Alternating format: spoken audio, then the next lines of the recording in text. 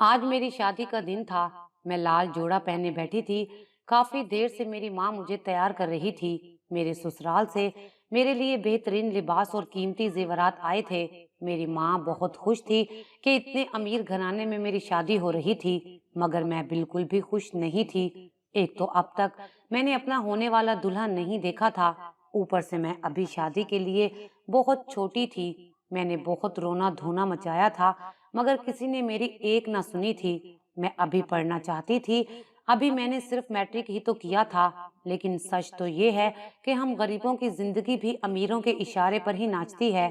खैर, अब मुझे जैसे भी करके ये शादी करनी थी। मेरी माँ ने मुझे लाल जोड़ा पहनाया, फिर हल्का सा मेकअप किया और फिर बहुत सा जेवर मुझे पहना दिया। अब मैं तैयार हो चुकी थी। मैं आईने में खुद को देखती तो मेरी आंखों में आंसू आ जाते। मेरे ससुराल से एक बहुत बड़ी सी गाड़ी हमको लेने आई थी, क्योंकि हमारी झोंपड़ी नुमा घर में तो शादी हो नहीं सकती थी। मेरे माँ बाप तो बहुत खुश थे। मेरी माँ ने मुझे गाड़ी में बिठाया और कुछ ही देर में हम एक आलीशान बंगले में पहुंच चुके थे। सब बहुत खुश थे कि इस महल में राज करूंगी मैं, मगर मैं बहुत घबरा गई थी। ना जाने मेरा दूल्हा कैसा होगा। हैरत तो मुझे ये थी कि अपने होने वाले दामाद को मेरे अम्मा अब्बा ने भी नहीं देखा था। जब भी वो पूछते तो उन्हें टाल दिया जाता कि उन्हें आप शादी वाले दिन देख लेना। शादी का इंतजाम उसी बहुत बड़े बंगले के अंदर ही किया गया था, जहां बस चंद लोग ही थे। निकाह शुरू होने लगा तो मेरी बेचैनी बढ़ती जा रही थी। दूल्हा सेहरा बांधे आ बैठा था। अब मुझे किसी भी तरह उसका चेहरा देखना था। कुछ ही देर में निकाह हो चुका था। मैं मायूस निगाहों को झुकाए बैठी हुई थी। जैसे ही मैंने निगाहें उठाई तो देखा कि अब मेरा दूल्हा अपना सेहरा उतार के बैठा था। वो जवान और बहुत ही खुश शक्ल नौजवान था। मैं तो उसे देखकर खिल उठी थी। मेरा दूल्हा मेरे अब्बा को गले लग रहा था। सब उसे मुबारकबाद दे रहे थे। अब मेरे दिल को काफी सुकून मिला था। दूल्हा ना सिर्फ खुश शक्ल था, बल्कि अदब व लिहाज वाला भी था। मुझे अपना दूल्हा बहुत पसंद आया था। अब मेरे लबों पे मुस्कुराहट खिल रही थी। कुछ देर बाद मुझे एक दूसरी कार में बिठाकर रुखसत किया गया। मैं तो उसी बंगले को अपना घर समझती थी, लेकिन अब मैं कहीं और जा रही थी। अम्मा अब्बा को वापस घर पहुंचा दिया गया था। मुझे जहां लाया गया था वो जगह शहर से काफी दूर थी, मगर वो घर भी बहुत खूबसूरत था। एक औरत मुझे मेरे कमरे में बिठा गई थी। मेरा कमरा रंग बिरंगी फूलों से सजा हुआ था। अब मैं अपने दूल्हे का इंतजार कर रही थी। कुछ ही देर में कदमों की आहट सुनाई दी। मेरा दिल अब जोरों से धड़कने लगा था। जैसे ही दरवाजा खुला, मैंने चोरी से निगाहें उठाकर देखा तो मेरे शोहर की बजाय वहां एक भारी भरकम, इंतहाई मोटा और इंतहाई काला सा इंसान खड़ा था। मैं एकदम से घबरा गई। अचानक उसने मेरा दुपट्टा खींचा तो मैं कांप गई। कौन हो तुम और यहाँ क्यों आए हो? मैं हिम्मत करके चिल्लाई थी। पागल लड़की, मैं तुम्हारा शोहर हूँ। वो मुस्कुराता हुआ मेरे करीब आने लगा। मैंने जल्दी से उसे धक्का दिया। वो इस हमले के लिए तैयार ही नहीं था, तभी तो गिरते गिरते बचा था। मैं बेड के दूसरी जानिब खड़ी हो गई थी। निकल जाओ जलील इंसान, मेरा दूल्हा आता ही होगा, वो तुम्हें छोड़ेगा नहीं। मैं डर के मारे कांप रही थी, लेकिन हिम्मत करके बोल रही थी, बेवकूफ लड़की, मैं ही तुम्हारा शोहर हूँ। तुम्हारा निकाह मेरे साथ ही हुआ था, और वो जो लड़का तुमने देखा था वो मेरा मुलाजिम था, जो तुम्हारे माँ बाप का मुंह बंद करने के लिए मैंने वहां बिठाया था। उसकी बातें मेरी समझ से बाहर थीं। मुझे कुछ समझ नहीं आ रहा था। अब वो मेरे करीब आ चुका था और उसने मेरा हाथ सख्ती से पकड़ लिया था। वो शैतानी मुस्कुराहट हंसता हुआ बोला, अच्छे से समझ लो कि मैं ही तुम्हारा शोहर हूँ, वरना मुझे समझाने के और भी तरीके आते हैं। वो भारी भरकम काला कलोटा हबशी जैसा शख्स दिखता था, और देखने में तो वो मेरे अब्बा से भी उम्र में बड़ा दिखता था। भला मैं ये कैसे मान सकती थी कि वो मेरा शोहर है? नहीं, तुम झूठ बोल रहे हो। उस शख्स को अपने शोहर के रूप में देखकर मेरा तो दिल बंद होने वाला था। वो शख्स मुझे अपनी तरफ खींचने लगा तो मैंने जल्दी से टेबल की तरफ हाथ बढ़ाया और वहां से गुलदान उठा लिया और जोर से उसके सर पर दे मारा। वो एकदम से चिल्लाया और अपना सर पकड़कर बैठ गया। उसके सर से खून का फवारा फूटा था। बदजात लड़की, ये तूने क्या कर दिया? देख, अब मैं तेरे साथ क्या करूंगा। तू सारी जिंदगी तड़प तड़प कर मरेगी। वो अपना सर पकड़े हुए कमरे से चला गया اور دروازے کو باہر سے تالا لگا دیا۔ میں زمین پر بیٹھ کر پھوٹ پھوٹ کر رونے لگی۔ یہ سب کیا ہو گیا تھا میرے ساتھ؟ میں چھوٹی سی عمر میں اس شخص کے جال میں پھنس چکی تھی، اور میرے والدین بہت خوش تھے کہ ان کی بیٹی محلوں میں راج کرے گی۔ میں گھٹنوں میں سر دیے رونے لگی۔ اس کے بعد تو اس نے میرے ساتھ وہ ظلم کیا کہ مجھے بتاتے ہوئے بھی شرم آتی ہے۔ وہ رات کو آتا اور میری چیخیں سننے والا کوئی نہ ہوتا۔ ایک رات تو میری جان نکلتے نکلتے بچ گئی جب اس نے آج سے چند ماہ پہلے ہمارے حالات بہت خراب تھے، ہم بہت ضرورت مند تھے۔ ابا کو کبھی کوئی مزدوری مل جاتی تو ہم کھانا کھا لیتے، ورنہ بھوکے ہی سونا پڑتا تھا۔ لیکن پھر ایک دن ایک نیک دل انسان اچانک ہمارے گھر آیا۔ ہمارے گھر کے سامنے اس کی کار خراب ہوئی تھی، اسے پانی چاہیے تھا۔ اس نے اماں سے کہا، بہن تھوڑا سا پانی تو دے دیں، میری گاڑی گرم ہو گئی ہے۔ اماں، جو ایک اجنبی کو دروازے پر دیکھ کر حیران تھیں، اب جلدی سے اندر آئی تھیں اور مجھے کہا کہ ثانیہ ذرا اس بندے کو پانی تو دے آؤ۔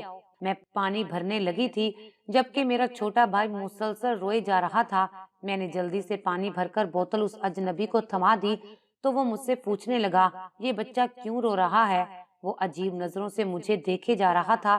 میں نے سادگی سے بتایا کہ وہ اس لیے کہ اسے بھوک لگی ہے، اس نے 2 دن سے کچھ نہیں کھایا۔ وہ میری بات سن کر بہت حیران ہوا تھا، کیوں نہیں کھایا اس نے کھانا؟ وہ حیرت سے پوچھ رہا تھا، چاچا ہم غریبوں کو 2-3 دن کے بعد ہی کھانا نصیب ہوتا ہے، ہم امیروں کی طرح دن میں 4-4 بار نہیں کھاتے۔ یہ کہہ کر میں نے پردہ گرا دیا۔ دروازے کے نام پر ایک پردہ ہی تھا ہمارا۔ میرے اندر آنے پر اماں مجھے ڈانٹنے لگی، پاگل لڑکی، کیا اجنبی لوگوں کو غربت کے دکھڑے سنا رہی تھی؟ اور یہ جو اجنبی لوگ ہمارے گھر کی حالت دیکھ کر انجان بن کر پوچھتے ہیں کہ بچے نے کھانا کیوں نہیں کھایا۔ میں نے اس آدمی کی نقل اتاری تو اماں نے اپنی چپل میری طرف پھینکی، جسے میں نے بڑے آرام سے کیچ کر لیا۔ لیکن شام کو میری حیرت کی انتہا نہ رہی جب وہی اجنبی انسان ہمارے گھر ڈھیر سارے کھانے پینے کا سامان اور راشن بھر کے لایا تھا۔ اس نے اپنے ملازم سے سارا سامان اندر رکھوا دیا اور کہا کہ وہ کل پھر آئے گا۔ ہم سب منہ کھولے یہ تماشا دیکھ رہے تھے، اور وہ آندھی کی طرح آیا اور طوفان کی طرح چلتا بنا۔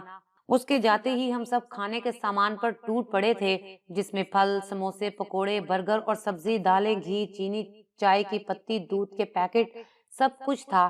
اور کچھ ایسی چیزیں بھی تھیں جو آج تک ہم نے کھائیں تو کیا دیکھی بھی نہیں تھی۔ ہم سب بہت خوش تھے۔ ابا گھر آئے تو پریشان تھے، آج پھر ان کی دہاڑی نہیں لگی تھی، مگر ہمیں خوشی سے کھاتے پیتے دیکھ کر وہ حیران رہ گئے تھے۔ اس سے پہلے کہ وہ کچھ پوچھتے میں نے ان کو سب کچھ بتا دیا تو وہ اللہ تعالیٰ کا شکر بجا لائے، ورنہ آج بھی ان کے بچوں کو بھوکا سونا پڑتا۔ پھر کچھ دن بعد اسی انسان نے ابا کو سڑک پر ایک کھوکھا لگوا کر دیا اور اس میں ڈھیر سارا سامان بھی ڈلوا دیا، اور پھر میرے ابا سے بولے، یہ لے اشرف بھائی، آج سے یہ آپ کی روٹی روزی کا ذریعہ بنے گا، اور جب بھی کسی چیز کی ضرورت ہو مجھے اس نمبر پر فون کر دینا۔ ابا حیرت میں تھے کہ ایک انجان آدمی کیسے کسی غریب کی مدد کر سکتا ہے، یہاں تو اپنے بھی نہیں پوچھتے، لیکن پھر یہ سوچ کر خاموش ہو گیا تھا کہ اس دنیا میں اچھائی اب بھی باقی ہے۔ جیسے جیسے دن گزرے تھے ابا کی دکان چلتی جا رہی تھی۔ اب تو سارے آس پاس کے لوگ اسی دکان سے چیزیں لیا کرتے تھے۔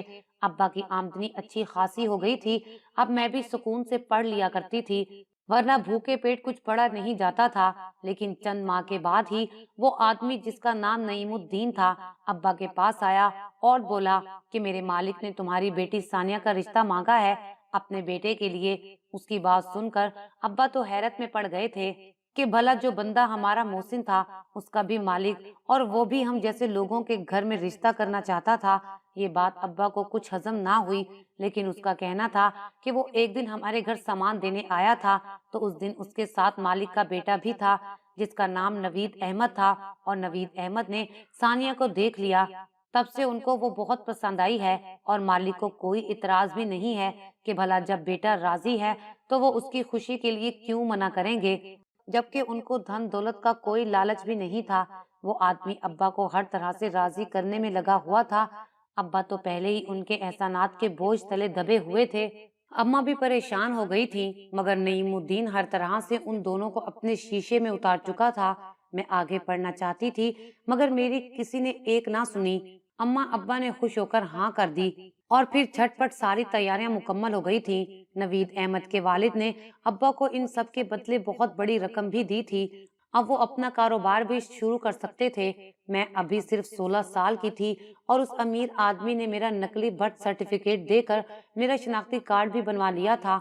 और यही नहीं, बल्कि रोज ही मुझे नईमुद्दीन कोई न कोई कागजी कार्रवाई के लिए ले जाया करता।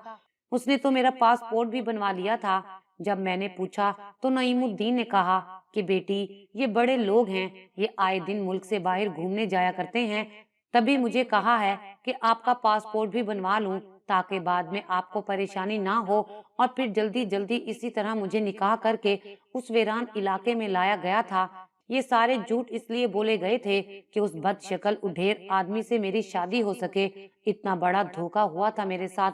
और मेरे वालिदैन को इस सब का पता था भी या नहीं, मैं ये भी नहीं जानती थी। मैं क्या करूं?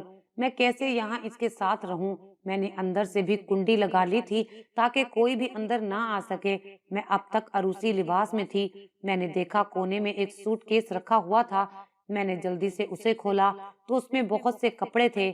शायद ये मेरे लिए ही होंगे, लेकिन वहाँ सारे मॉडर्न मलबूसात थे, जीन्स पैंट। और फिर मुझे एक मैक्सी नजर आई। मैंने झट से उसे अलग किया और स्कार्फ और जीन्स भी अलग की। अपना भारी भरकम लिबास तब्दील करके मुझे कुछ सुकून मिला था।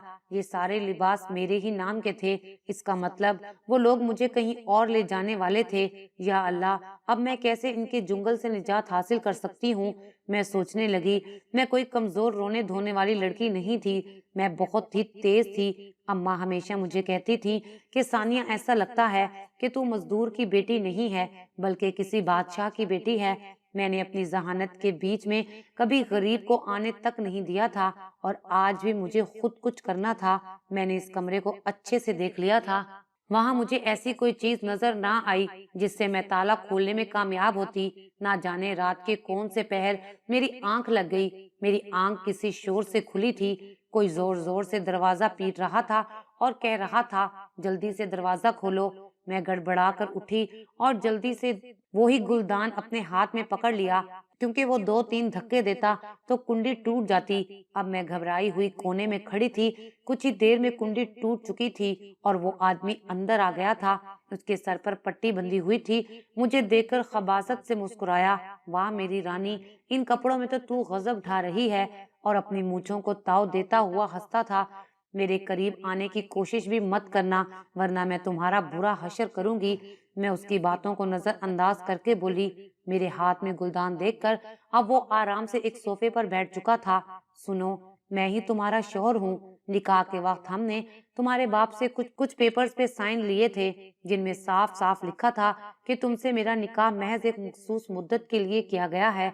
मेरा जब भी दिल चाहेगा मैं तुम्हें इस बंधन से आजाद करके अपने मुल्क सूडान वापस चला जाऊंगा। हम यहाँ अक्सर अपने कारोबार के सिलसिले में आते हैं और जितना वक्त यहाँ रहते हैं किसी हसीन दोशीजा से निकाह करके उसे अपने साथ रखते हैं। वो सिगरेट फूंकता हुआ बोले जा रहा था और मुझे मेरे जिस्म से जान निकलती हुई महसूस हो रही थी। मैं उस पे अपनी घबराहट जाहिर नहीं करना चाहती थी। वो अब भी बोलता जा रहा था। नईमुद्दीन हमारे एजेंट हैं। वो गरीब और कम उम्र लड़कियां तलाश करता है, फिर उनके वालिदैन को शीशे में उतारता है, उन पर बहुत पैसा खर्च करता है और इस तरह हमारा निकाह हो जाता है। लेकिन तुम्हारा मामला सबसे अलग है। तुम बहुत बहादुर लड़की हो और हसीन भी हो और मेरा तुम पे दिल आ गया है। और अब तुम मेरे साथ सूडान चलोगी, जहाँ मैं तुम्हें दुनिया की हर आसाइश दूंगा और रानी बना के रखूंगा। वो बकवास किए जा रहा था। मैं लानत भेजती हूँ तुम्हारी आसाइशों पर, मैं जोर से चिल्लाई थी। वो मुस्कुराकर बोला, बहुत खूब, यही अदा तो पसंद आई है मुझे तुम्हारी। तुम आराम करो, अब तो तुम पाकिस्तान को जल्द ही गुड बाय कहने वाली हो। वो ये कहता हुआ कमरे से बाहर चला गया और दरवाजे को बंद कर दिया। मैं अपनी बेबसी पर आंसू भी नहीं बहा सकती थी। मुझे जल्द अज जल्द यहाँ से निकलना था, मगर मैं हैरान थी कि उसने मुझे इतनी आसानी से छोड़ कैसे दिया था। वो भारी भरकम मर्द था, आसानी से मुझे काबू कर सकता था। जरूर इसके पीछे भी उसकी कोई चाल होगी। ये लोग कुछ और ही सोच के बैठे होंगे। मैं इन्हीं सोचों में गुम थी कि दरवाजा खुला और एक लड़का मेरे लिए नाश्ता लाया। उसे देखकर मैं चौंक गई। तुम तो वही हो ना जिसका मेरे साथ निकाह हुआ था? اس سے آگے میں کچھ بول نہ پائی تھی۔ اس لڑکے نے ناشتے کے ساتھ ایک چٹھی میری طرف بڑھائی تھی۔ وہ سب گھبرایا ہوا تھا۔ میں نے جلدی سے وہ چٹھی پکڑ کر اپنی مٹھی میں چھپا لی۔ اس کے جاتے ہی میں نے چٹھی پڑھنا شروع کر دی۔ اس میں لکھا تھا کہ یہ لوگ مجھے دبئی لے جا کر بیچنے کا پلان بنا رہے ہیں۔ اس نے لکھا تھا کہ جیسے بھی کر کے میں یہاں سے بھاگنے کی کوشش کروں، ورنہ یہ لوگ اپنے مقصد میں کامیاب ہو گئے تو پھر دبئی میں جو کچھ میرے ساتھ ہونے والا تھا وہ انتہائی خوفناک تھا۔ فقط تمہارا ایک ہمدرد، ایک مصیبت ختم نہیں ہوتی تھی کہ دوسری شروع ہو جاتی تھی۔ میں بے بسی سے اس کی چٹھی کو بار بار پڑھ رہی تھی۔ میں نے اس کے پرزے پرزے کر کے ڈسٹ بن میں ڈال دیا تاکہ کسی کو شک نہ ہو۔ اللہ جانے یہ لڑکا میری مدد کرنا چاہتا تھا یا پھر یہ بھی اس کی ایک چال تھی۔ نعیم الدین کی حقیقت کھلنے کے بعد اب مجھے کسی پر بھروسہ نہیں رہا تھا۔ میں نے ناشتہ کرنا شروع کیا کیونکہ خالی پیٹ میں کمزور نہیں پڑنا چاہتی تھی۔ رات کو وہی لڑکا کھانا لایا تھا اور اس نے ایک چابی میرے سامنے رکھ دی تھی۔ ثانیہ، جتنی جلدی ہو سکے یہاں سے نکلنے کی کوشش کرو، یہ کہتا ہوا وہ جلدی سے باہر چلا گیا۔ اب مجھے چابی مل چکی تھی، میں یہاں سے نکل سکتی تھی، مگر باہر بھی تو پہرا ہوگا۔ یہ سوچ کر میرا سر دکھنے لگا تھا۔ میں نے رات کو دیر سے نکلنے کا منصوبہ بنا لیا۔ شاید اس وقت باہر وہ لڑکا بھی میری مدد کو آ جائے۔ میں اب انتظار میں تھی کہ سب لوگ سو جائیں۔ رات کے 3 بجے میں نے وہ چابی اٹھائی اور دروازہ کھولنے کی کوشش کی۔ اندر اور باہر دونوں طرف سے کھلنے والا لاک تھا۔ چابی گھماتے ہی لاک کھل چکا تھا۔ میں نے ہلکا سا سر باہر نکال کے دیکھا، وہاں کوئی نظر نہیں آیا تھا۔ میں دبے پاؤں نکلی۔ راہداری سے گزرتے ہوئے میں نے اپنے شوہر کی آواز سنی جو کسی سے فون پہ بات کر رہا تھا۔ وہ ڈرائنگ روم میں تھا، میری طرف اس کی پیٹھ تھی۔ میں کچھ دیر وہاں رک کر اس کی باتیں سننے لگی۔ شیخ صاحب، آپ فکر نہ کریں، آپ دیکھیں گے تو خوش ہو جائیں گے۔ بہت ہی کم عمر اور چنچل سی لڑکی ہے۔ صرف آپ کے لیے میں نے اسے چھوا تک نہیں ہے، مگر اس بار میں آپ سے منہ مانگی قیمت لوں گا۔ اس کی باتوں نے میرا دل دہلا دیا تھا۔ اس سے پہلے کہ وہ پیچھے کی طرف دیکھتا، میں باہر کی طرف بھاگی تھی۔ مین دروازہ کھلا ہوا تھا۔ میں جلدی سے بھاگتی ہوئی گیٹ کی طرف جانے لگی۔ ارے رکو، کہاں جا رہی ہو؟ مجھے اس کی آواز آئی تو میں نے اور زور سے بھاگنا شروع کر دیا۔ پیچھے مڑ کے دیکھا تک نہیں تھا۔ جتنی جلدی ہو سکتا تھا میں وہاں سے دور جانا چاہتی تھی، لیکن اچانک میرے سر میں کسی نے زور سے وار کیا تھا اور مجھے کچھ ہوش نہ رہا۔ میرا سر پھٹا جا رہا تھا، میں زمین پر گر چکی تھی اور سر میں درد سے ٹیسیں اٹھ رہی تھی۔ جس نے مجھ پہ وار کیا تھا وہ اب گھبرا کے چلا رہا تھا، صاحب جی، یہ لڑکی مر چکی ہے۔ وہاں عجیب سی گھڑبڑ مچ چکی تھی، مگر میں ہوش میں تھی، لیکن میں پھر بھی جان بوجھ کر بے ہوشی کا ناٹک کر رہی تھی۔ اب نوید احمد کی آواز بھی آنے لگی تھی۔ یہ تم لوگوں نے کیا کر دیا؟ میرا لاکھوں کا نقصان کروا دیا۔ وہ ان سب پر چلا رہا تھا، لیکن سرکار یہ پاگل لڑکی بھاگ رہی تھی، اس لیے میں نے ہلکا سا اس کے سر پر وار کیا تھا۔ وہ چوکیدار سخت گھبرایا ہوا تھا۔ ارے اب جلدی کرو، اس لاش سے جان چھڑواؤ ورنہ یہ بھی گلے پڑ جائے گی۔ نوید احمد چلاتا ہوا اندر کی طرف جانے لگا۔ وہ کسی کو کال ملا رہا تھا۔ میرے اندر ایک امید کی کرن جاگی تھی۔ اب یہ لوگ مجھے کہیں پھینک دیں گے اور میں نکل جاؤں گی، مگر یہ میری بھول تھی۔ وہ چوکیدار کسی کو بلا رہا تھا۔ شبیر، جلدی سے ایک قبر کھودو، لاش کو ابھی اور اسی وقت ٹھکانے لگانا ہے۔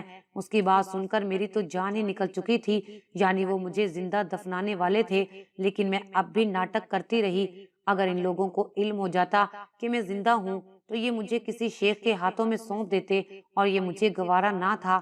کچھ ہی دیر میں مجھے ایک گڑھے میں ڈالا گیا اور وہ سب لوگ میرے اوپر مٹی ڈالنے لگے۔